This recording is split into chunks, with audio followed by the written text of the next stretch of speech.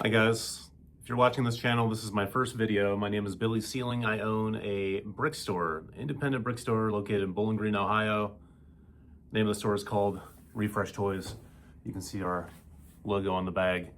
And just by the name alone, we don't have the word brick in our name, which is kind of different in this space, I would say. Most places are something bricks. We should be Billy's Bricks or whatever. We're not. There is a hope that someday we expand into other toys, but right now we are bricks. Take a look outside. We got absolutely killed by snow. And it's dead, so that's why I'm filming a video. We're open 11 to 7 every day. And I've been wanting to run this channel for a while. I made the name a couple months ago, but what I'm thinking of, and I'm just here thinking, what can I do a video on? And I just got the inspiration. I just made a stupid meme for Facebook that we're buying Lego, and we're always buying. But that's why I want to do this video, an introduction, and to tell you to always be buying. If you are watching this channel, you hope someday to run your own business. It doesn't have to be reselling Lego or anything else. You should always be buying. You should buy when people are not buying, not when your competition's not buying. We had to close for 2 days because of the snow. We made $0 during that time. That's 2 days worth of revenue that went down the toilet. And I am trying to get deals. It's January. It's crappy outside. Tax time is coming, but not quite here. There's a lot of people that are that work when it's nice outside, and it's not great out. So people could be tight for money, and we're buying. Now, when it comes to buying, you may not follow this model exactly. We do things a little differently here. For primo sets that I know will sell very quickly, we offer up to 70-80% of market value. You're not gonna get that at most places. You walk into, I'm not even gonna use their name, you walk into your local corporate brick place, that could be several different options. There's a big one and there's some smaller ones. You walk into a place like that, you know what you're gonna get? 25-30%. I always use the example, for our actual stores channel. One of our customers won a sealed $1,000 Lego Death Star from Whoppy Bricks Whatnot channel. Check it out. And they took it to our local place and they were offered $225, and that's the number that popped up on their little iPad. So that's a company-wide offer. $225 for a $1,000 sealed set that for a fact you could put on Marketplace, Facebook Marketplace, and sell for $900 in about 2 minutes. So that's, if you're gonna open a place like this, there's a lot of hurdles. I'll go over that in this channel. But the big thing is it's very easy to stand out if you are actually making fair offers. People will deal with you more frequently to avoid having to sell on eBay, meet at a Walmart parking lot, have to ship things, do this, do that. They can come in here, they can fill out a little paperwork, give their ID, and we hand them cash or send them Venmo, PayPal. That's it. That's the end of the transaction for them. In a lot of cases, we have new items, but we sell mostly retired sets. So if you bought a set at retail 5 years ago, you've sat on it through the appreciation period, the pandemic bubble in value, you're riding house money right now. So you're fine with 70-80% because it's way more than you paid. Well, let's go on a store tour here real quick since this is the first video. Take a look. Look at all those. We have over 350 sealed sets in our store. We do have a little bit of used. We used to have a lot more. That's for another video, but we have a kind of a small selection of used stuff right now. These are all built sets, which I can talk about these later, but the gist of it is, do not kill yourself on payroll, or if you're running a small spot like I am. I have a couple guys that work for me. Paying one of them, look at this sets we're selling for 17 bucks. How much time can I pay someone $14 to $20 an hour to take this down, inventory it, and rebuild it, and actually make money on it? Well, the answer would be, you got to do all that in about 15 minutes. And if you've ever built or taken apart a Technic set, this is going to take an insane amount of time. So we price it as is. Looks like it's all there. It could be missing a couple pieces, could have some extra dust on it, but you're getting a good deal. We have a build your own minifig table. We have sealed sets like I mentioned, and Obviously everyone's favorite, minifigs. Everyone loves minifigs. We have ours reasonably priced. The way I factor in our pricing is we look up a website called Bricklink, which if you're opening a brick store, you should be pretty familiar with. We sell on there too.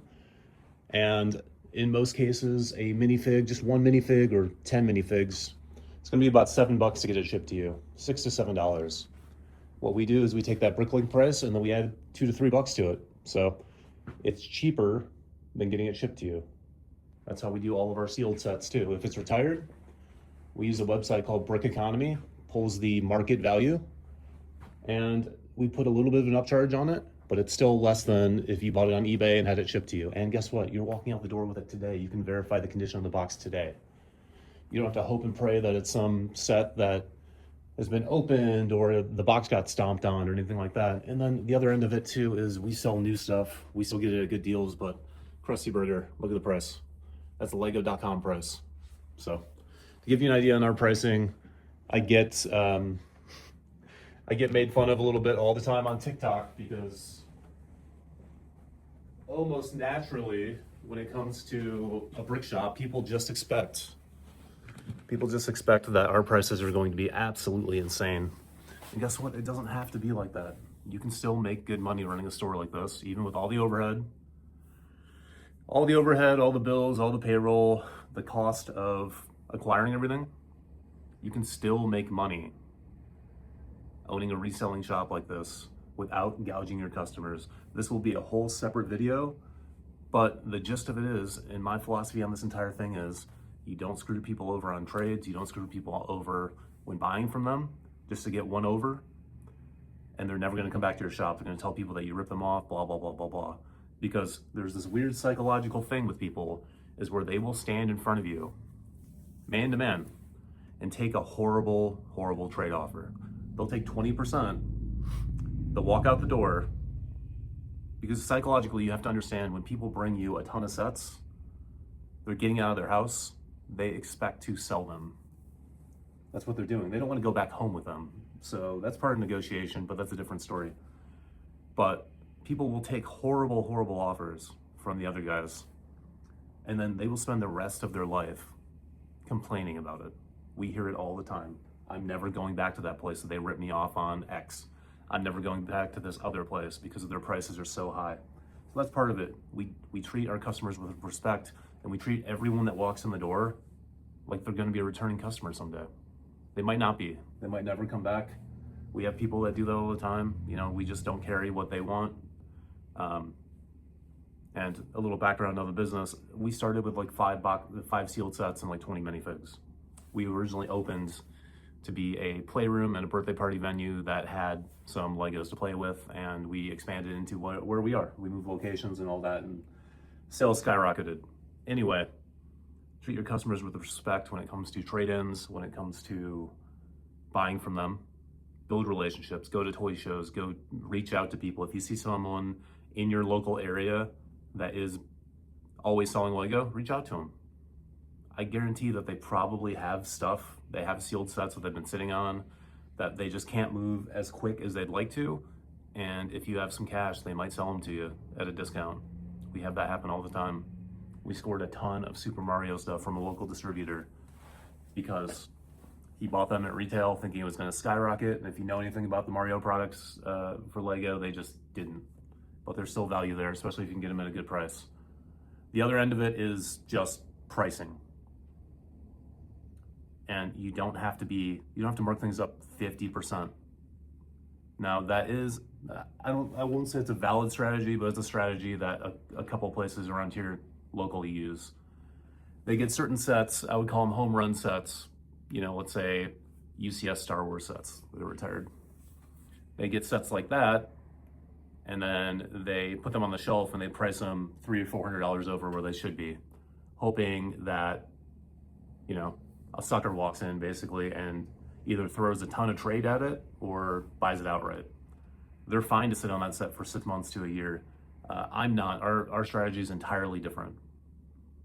Our big thing is, I need this stuff moved. The second someone comes in here and sells it to me, it needs to be moved immediately. and we can make a little bit off that. It's volume. It's not, you know, I've said this a lot. If you have ever been in here, we are running a store. We're not running a museum. So to me, as someone that doesn't collect Lego but sells it, anything is for sale. If we can still make money on it, anything's for sale. I'm willing to wheel and deal, things like that. So you really got to keep your prices, you know, in tune with the market. In a world where someone can sit, they can sit naked on their couch and order whatever Lego set they've ever wanted from eBay, Amazon, etc. Why are they getting off their ass and going to your store? And that's the entire thing. You got to make it worth coming to your store. People have to know that you're going to have decent deals, that, yeah, it might be the same price as online, but I can walk out with it today and build it tonight. I don't even have to wait 24 hours for it to show up. Or they have to know, like, hey, I can bring my stuff to Refresh Toys and they're not going to rip me off. Yeah, they have to make money, they're a business, but they're not going to kill us. So that's it. Introductory video. Welcome to Refresh Toys. Thanks for watching Brick Business. This is what this channel is going to be about. I can walk you through the process of how to get things started. You don't have to throw a ton of money behind starting a business like this. You don't have to buy a name. Start your own name. It's even better if it doesn't have bricks in it. That's it. Bye.